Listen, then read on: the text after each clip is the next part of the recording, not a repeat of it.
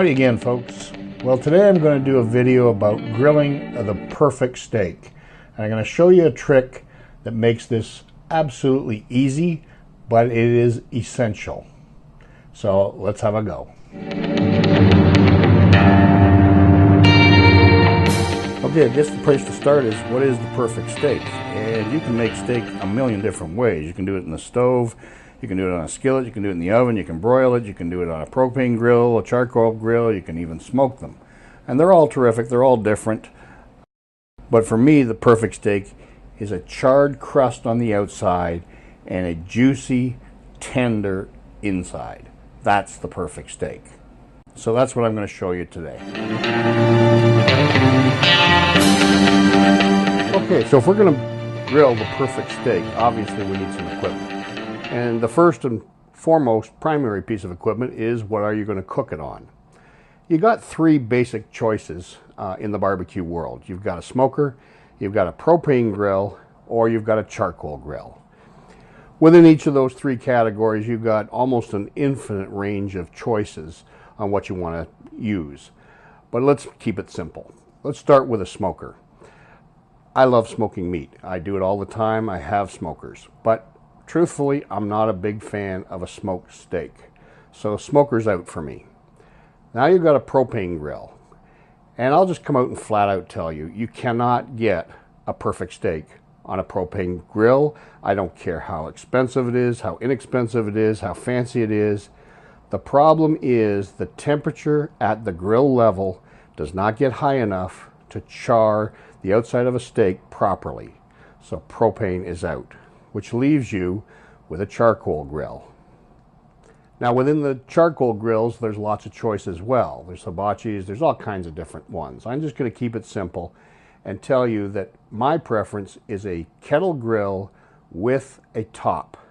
That's what's going to make us the best steak. So you're going to need other equipment too, and the number two thing you're going to need, and this is going to sound crazy, but it is the key to the perfect steak. You're going to need a hairdryer. Yep, a hairdryer. I'll come back to that. You're also going to need a digital Insta-read thermometer. If you want to get the temperature right and get it rare, medium rare, well done, whatever way you like it, you really need a infrared thermometer. And there's 2 or 3 different types. You can see them on the screen, but get yourself one. Some of them aren't that expensive. Okay, next up you need a barbecue chimney. And you can pick these up at almost any hardware store or barbecue store. And they're perfect because you can light your coals without using an accelerant, just paper. And you need a good pair of tongs. Or once you've got all that, you're all set to go.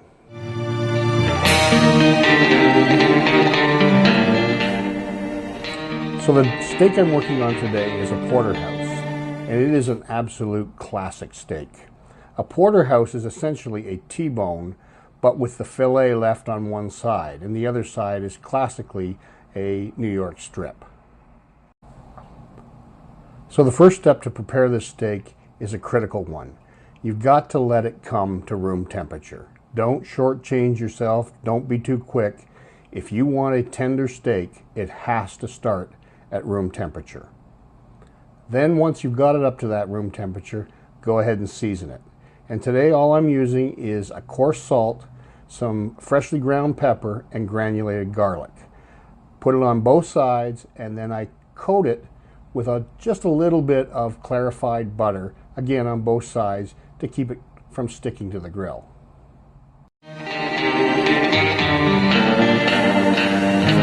Okay, so I'm outside and we're going to get the grill started. The first thing you need to do is get your chimney, and we're going to load it up.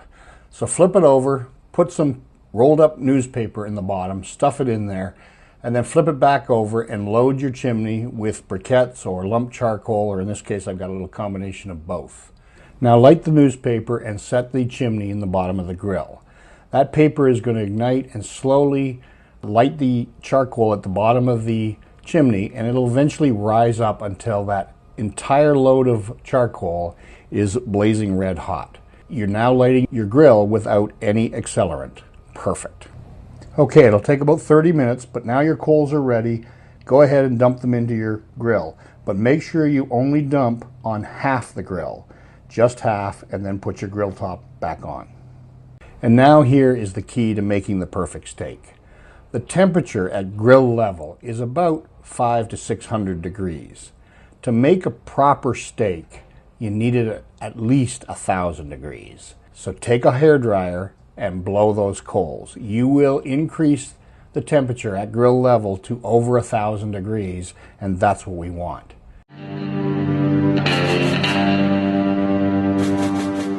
Okay, so the grill's ready, the steak's ready, we got our hairdryer there. Let's get this puppy rolling. So to cook this steak, we're going to throw it onto the grill, and the first step is to char both sides. We want to have the hairdryer ready. We need to blow those coals and keep the temperature at grill level as high as we can get it. Now this is a 2-inch porterhouse, so traditionally I like to grill and char both sides for about 5 to 6 minutes. It won't cook the inside, but it'll give you a really nice charred, crisp outside without actually burning it. So use a watch, keep track of the time, and once you've got it charred on both sides, then we're going to move that steak over to the side of the grill that has no coals, the indirect heat side. We're going to put it over there, and we're going to close the lid, and we're going to let the steak cook.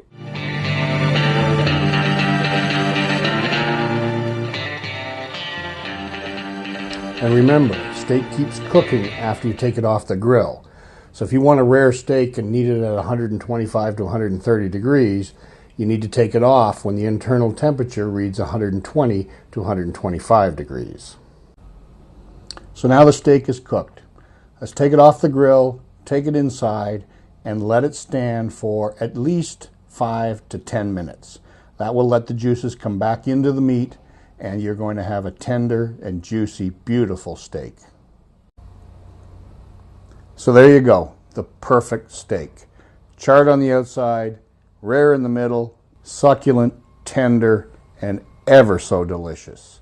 So enjoy, and as always, bon appetit.